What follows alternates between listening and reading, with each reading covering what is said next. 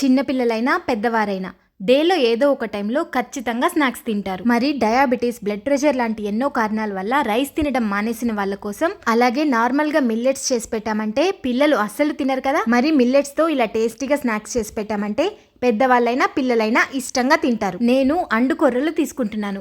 మీరు మిల్లెట్స్ లో ఏ రకమైన మిల్లెట్ అయినా తీసుకోవచ్చు. ముందుగా 8 గంటలు నానబెట్టుకొని ఇలా ఆరబెట్టుకొని పిండి రెడీ చేసుకోవాలి. మిల్లెట్స్ ని పిండి చేసుకునేప్పుడు చాలా స్మూత్ గా వచ్చేలాగా చూసుకోవాలి. 2 కప్పులు అండుకొర్రల పిండిని తీసుకున్నాను.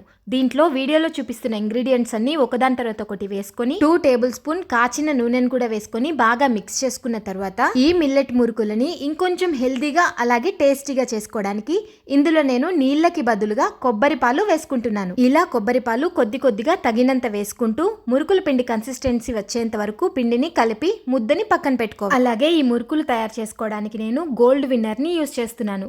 Quick delivery, ready to eat తిండి ఆరోగ్యం ఇవ్వదండి. ఓపికగా ప్రేమతో చేసి పెట్టే ఫుడ్ లో టేస్ట్ తో పాటు హెల్త్ కూడా ఉంటుంది.